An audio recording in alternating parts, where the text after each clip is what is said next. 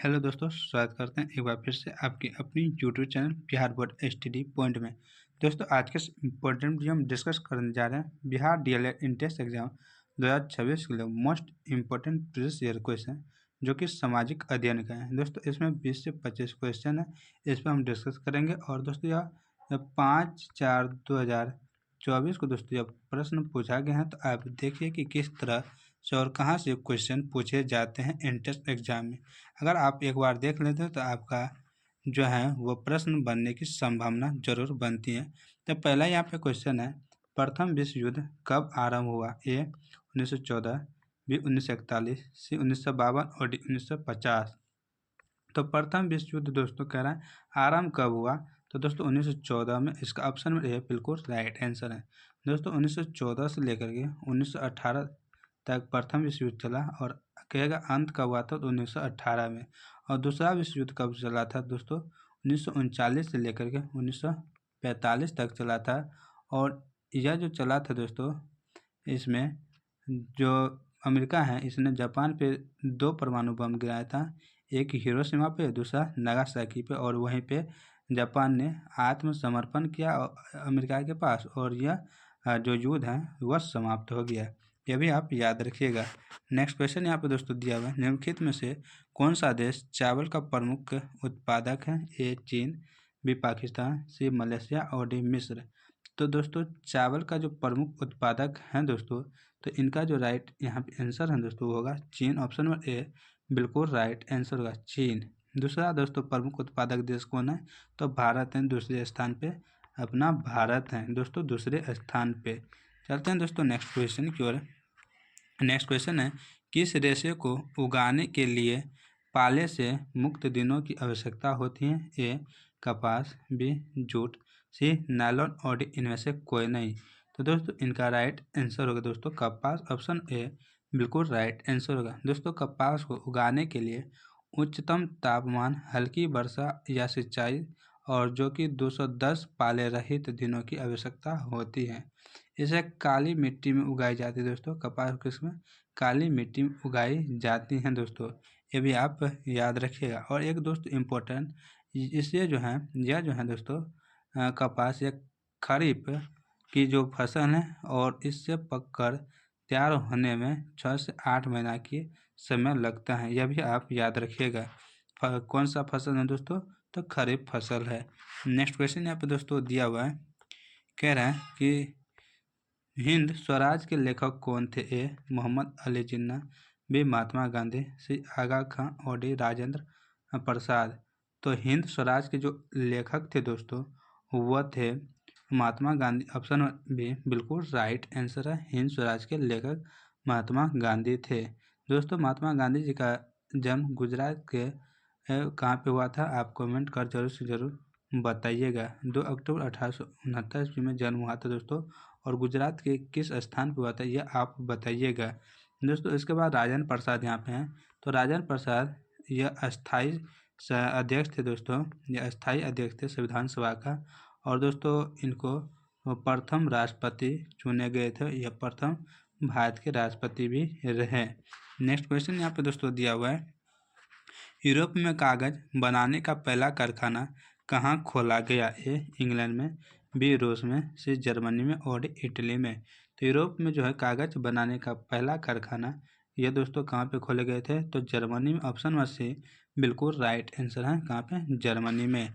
Next question यहाँ पे दोस्तों दिया हुआ है, कह रहा है शिव समुद्रम जलप्रपात किस नदी पर स्थित है? ए कृष्णा, बी गोदावरी, सी तापी और डी कावेरी। दोस्तों क्या पूछ रहा है? शिव समुद्रम जो जलप्रपात है यह किस नदी पर स्थित है? तो यह दोस्तों कावेरी नदी पर स्थित है। इसका ऑप्शन नंबर डी बिल्कुल राइट आंसर है। क्या दोस्तों? ऑप्शन नंबर डी कावेरी नदी, जो कि दोस्तों कर्नाटक में स्थित है। कहाँ पे? कर्नाटक में। दोस्तों चलते हैं नेक्स्ट क्वेश्चन की ओर। नेक्स्ट क्वेश्चन यहाँ पे दोस्तों दिया हुआ है, 1 सेंटीमीटर बराबर 1 किलोमीटर के 1 सेंटीमीटर बराबर 1 किलोमीटर के लिए सही प्रतिनिधित्व भिन्न क्या होगा? ए में 1:100, बी में 1:1000, सी में 1:10,000 और डी में 1:100,000।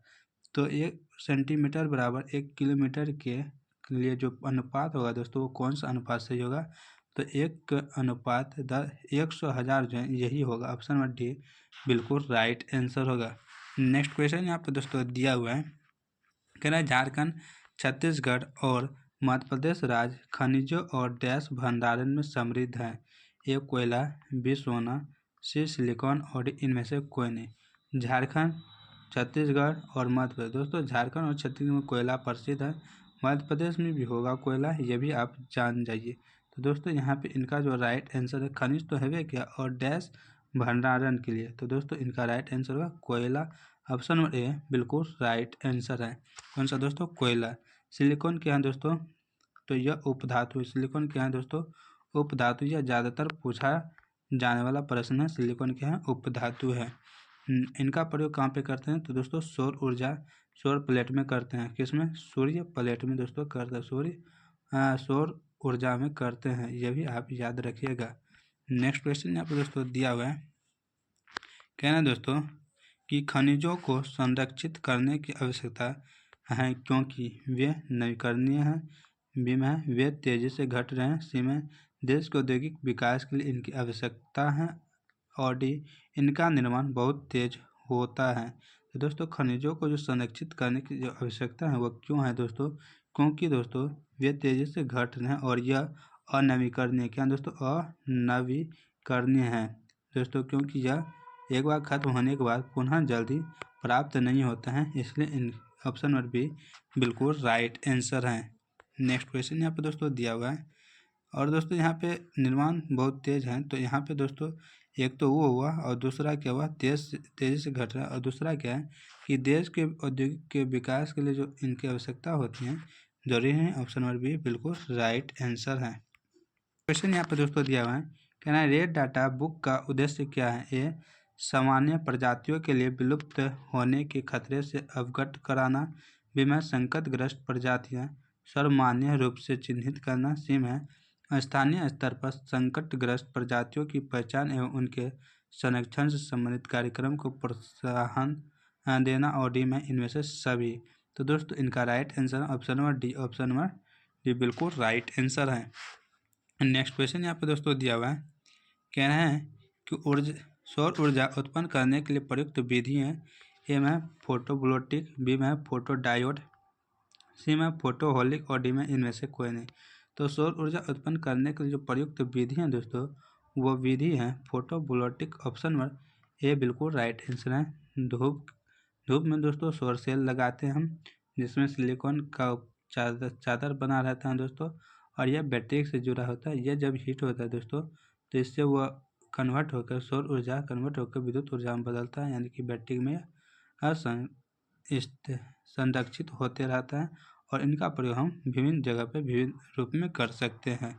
नेक्स्ट क्वेश्चन यहाँ पर दोस्तों दिया हुआ है कि इनमें कौन इस्पात केंद्र समुद्र के निकट है? ए में विशाखापट्टनम, बी में बोकारो, सी में भिलाई और डी में जमशेदपुर। तो इस्पात केंद्र समुद्र के जो निकट हैं दोस्तों वो कौन सा है? समुद्र के निकट पूछना है, तो दोस्तों वह है विशाखापट्टनम। ऑप्शन ए बिल्कुल राइट आंसर है। कौन सा? विशाखापट्टनम। और यह आंध्र प्रदेश में स्थित है दोस्तों। कहाँ पे? आंध्र प्रदेश में स्थित। और इनकी जो स्थापना हुई थी चौथी पंचवर्षीय योजना के दौरान हुई थी दोस्तों। यह सबसे गहरी क्या है? तो यह बंदर का सबसे गहरा बंदर का कौन सा है? विशाखापट्टनम। यह भी आप याद रखिएगा। चलते हैं दोस्तों नेक्स्ट क्वेश्चन की। नेक्स्ट क्वेश्चन है, बिहार में सर्वप्रथम नगर निगम की स्थापना कहाँ की गई थी? ए आरा, बी पटना, सी गया और डी मोतिहारी। तो सर्वप्रथम नगर निगम की स्थापना पटना में की गई थी दोस्तों। ऑप्शन नंबर बी बिल्कुल राइट आंसर है। और दोस्तों कब? तो 1952 ईस्वी में। कब दोस्तों? 1952 ईस्वी में। नेक्स्ट क्वेश्चन यहाँ पर दोस्तों दिया हुआ है, किस देश में ओलंपिक खेल का विरोध नक्सल पर आधारित था? ए फिलीपींस, बी मेक्सिको, सी रूस और डी नीदरलैंड। तो दोस्तों इनका राइट जो आंसर है दोस्तों वो मेक्सिको। ऑप्शन नंबर बी बिल्कुल राइट आंसर है। नेक्स्ट क्वेश्चन यहाँ पर दोस्तों दिया हुआ है, कह रहा है स्थानीय निकाय चुनाव में महिलाओं को 50% सीट आरक्षित करने वाला भारत का पहला राज्य कौन बना? कितना? तो 50%। ए में बिहार, बी में उत्तर प्रदेश, सी में मध्य प्रदेश और डी में राजस्थान। तो दोस्तों अपना बिहार ऑप्शन नंबर ए बिल्कुल राइट आंसर है दोस्तों। यहाँ पे महिलाओं को 50% आरक्षित सीट देने का बात है। नेक्स्ट क्वेश्चन यहाँ पे दोस्तों दिया हुआ है, क्या है दोस्तों, भारत में राज्य सरकार का प्रमुख होता है, ए राष्ट्रपति, बी प्रधानमंत्री, सी मुख्यमंत्री और डी राज्यपाल। तो भारत में जो राज्य सरकार का प्रमुख होता है दोस्तों, वो पूछ रहा है कौन होता है, तो मुख्यमंत्री होता है। ऑप्शन नंबर सी बिल्कुल राइट आंसर है। कौन दोस्तों, मुख्यमंत्री। और दोस्तों राज्यपाल सरकार का नाम मात्र प्रमुख होता है।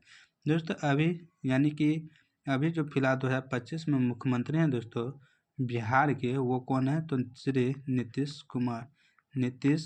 कुमार हैं, जो कि दोस्तों 10वां बार मुख्यमंत्री बना है। कितना बार, तो 10वां बार।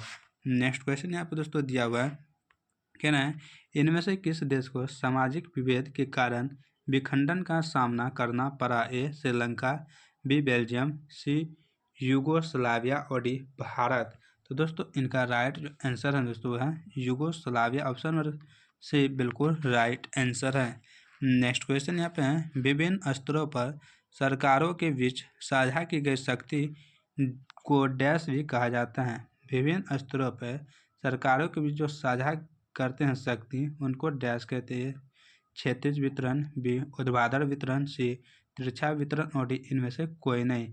तो दोस्तों इनको कहते हैं ऊर्ध्वाधर वितरण। ऑप्शन नंबर बी बिल्कुल राइट आंसर है, ऊर्ध्वाधर वितरण। नेक्स्ट क्वेश्चन यहाँ पे दोस्तों दिया हुआ है कि भारत में पंचायती राज व्यवस्था का क्या महत्व है, ए स्थानीय स्वशासन, बी केंद्रीकृत शासन, सी धार्मिक प्रशासन और डी सैन्य नियंत्रण।